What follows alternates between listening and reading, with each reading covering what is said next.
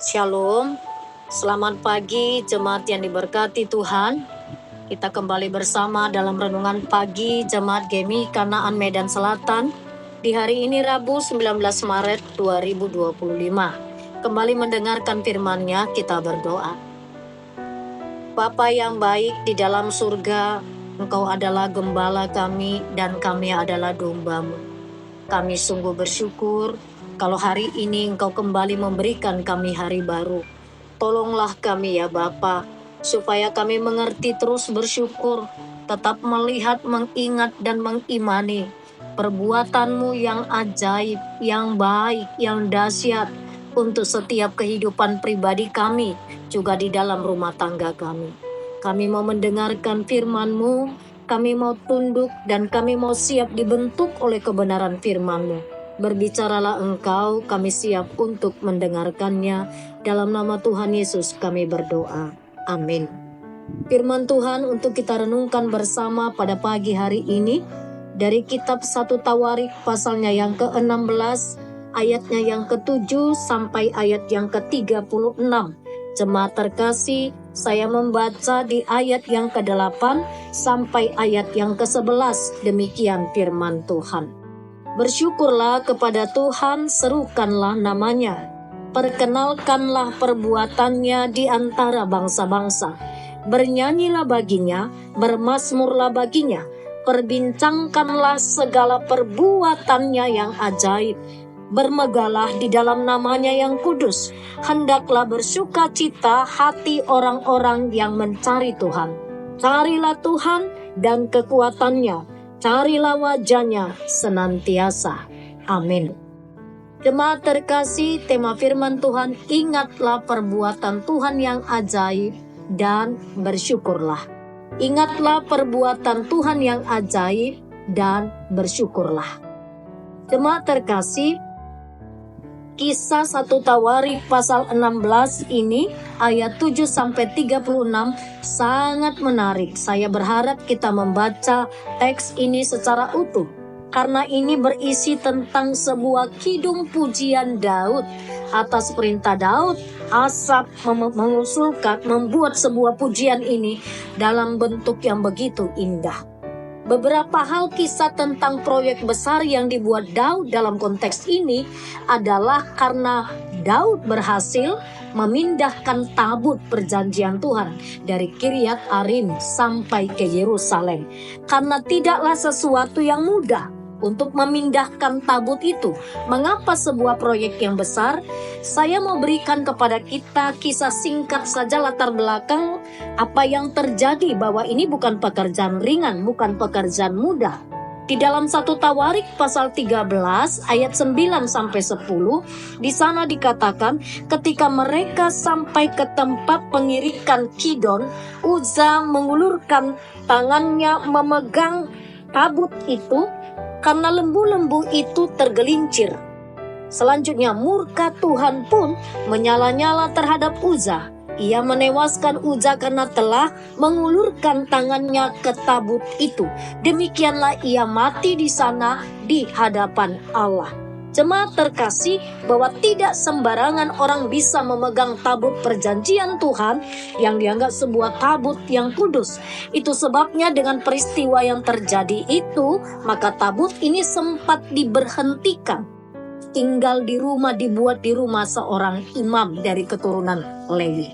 Nah, kita perhatikan di pasal yang ke-16 ini, kita melihat akhirnya Daud menjadi takut sekali sampai akhirnya tabut itu bisa dipindahkan. Selanjutnya karena tabut itu berhasil dipindahkan, maka ada puji-pujian nan indah setelah tabut itu berhasil dipindahkan. Bahkan Asaf mengubah mazmur menjadi pujian. Ini yang kita baca tadi atas permintaan Daud. Di ayat 8 sampai 9 dikatakan bahwa mereka memuliakan Tuhan, bersyukur, memuji Tuhan. Jemaat terkasih, menarik, ada kalimat di sini dikatakan, bersyukurlah kepada Tuhan, serukanlah namanya, perkenalkanlah perbuatannya di antara bangsa-bangsa. Artinya bahwa ketika kita bersyukur, bukan hanya sebuah puji-pujian syukur di hadapan Tuhan, tapi dengan bersyukur kita sedang menceritakan tentang kemurahan Tuhan untuk diri kita, kemurahan Tuhan untuk orang lain, dalam konteks ini menceritakan kemurahan Tuhan untuk segala bangsa, supaya setiap orang tahu siapa Allah yang kita sembah. Jadi sekali lagi, memuliakan Tuhan dengan bersyukur artinya menceritakan tentang kemurahan Tuhan untuk diri kita dan untuk orang lain. Lalu selanjutnya, pada saat itu dikatakan bahwa di ayat yang ke-10 tadi dikatakan bahwa akhirnya Daud bermegah. Mereka bermegah. Kalau mengingat latar belakang tadi, latar belakang kisah ini, sebenarnya wajar sekali Daud bermegah, Asa bermegah, bangsa-bangsa itu bermegah. Tetapi menarik dikatakan ayat 10, bermegahlah di dalam nama Tuhan yang kudus. Jadi ini menceritakan tentang sebuah keberhasilan yang dipimpin oleh Daud sampai ke tujuan memindahkan tabut ini. Mau dikatakan apapun keberhasilan Daud, bermegahlah di dalam Tuhan yang kudus. Bukan karena kekuatannya, bukan karena kehebatan Asap, bukan juga karena kekuatan para imam yang pada saat itu mengangkat tabut perjanjian itu. Jemaat terkasih, pelajaran apa yang dapat kita lihat lewat firman Tuhan pada pagi hari ini? Yang pertama, jangan mengambil alih kemuliaan yang hanya miliknya Allah. Allah yang patut dimuliakan pada teks ini. Oleh sebab itu jangan pernah memegahkan diri. Biarlah kemuliaan dan hormat hanya milik Allah. Muliakanlah Tuhan dengan menceritakan kebaikannya. Muliakanlah Tuhan dengan menyaksikan perbuatannya. Tentu tidak hanya dengan kata-kata kita, tetapi dengan sikap yang konkret lewat perbuatan kita. Yang kedua, ketika kita ada di dalam kondisi berhasil melewati masa sulit, jangan lupa muliakanlah Tuhan. Semuanya kita mau katakan hanya karena belas kasih Tuhan saja. Jadi ingatlah tentang perbuatan-perbuatan Tuhan yang ajaib, tetapi jangan pernah lupa juga, ingatlah bahwa Allah akan menghukum seperti dikatakan oleh kematian Asa sebelumnya. Allah juga bisa menghukum orang yang melanggar perintahnya. Ingatlah mujizatnya, ingat juga hukuman-hukumannya. Supaya ketika kita memperoleh keberhasilan, ketika kita pada titik ini kita memperoleh sebuah kesuksesan, ingatlah semua karena kemurahan Tuhan. Tetapi ketika kita mulai sedikit melenceng, kita bisa jatuh ke dalam dosa. Jemaat terkasih, ingat bahwa Allah akan memberikan hukuman kepada orang yang melanggar kebenaran firman-Nya. Mari hari ini lewat firman Tuhan, jemaat kita mau diingatkan. Ingat perbuatan Tuhan yang ajaib dan bersyukurlah. Amin. Kita berdoa. Sungguh kami bersyukur kepadamu ya Tuhan. Pagi ini kami belajar dari kebenaran firman-Mu. Betapa agungnya Engkau, betapa dahsyat dan luar biasanya. Bahwa Allah yang kami sembah adalah Allah yang hidup. Allah yang bekerja dahulu, sekarang, dan sampai selama-lamanya. Kami bersyukur untuk perbuatan Tuhan yang ajaib di dalam setiap perjalanan hidup kami. Menuntun kami di masa-masa sulit, menyeberangkan kami dari masa-masa sulit, bahkan kami sampai ada di titik sekarang ini. Kami percaya ini hanya karena anugerah Tuhan. Biarlah kami memuliakan Engkau sepanjang hidup kami. Biarlah kami menceritakan kebaikan Tuhan sepanjang hidup kami. Biarlah kami mengerti bersyukur. Dengan kami bersyukur, maka kami akan semakin menyadari kemahakuasaan-Mu. Sepanjang hari ini semua aktivitas kami serahkan kepadamu. Biarlah firman-Mu ini mempengaruhi hidup kami, khususnya di hari ini. Berkati juga Tuhan untuk seluruh jemaat-Mu di dalam segala aktivitasnya hari ini.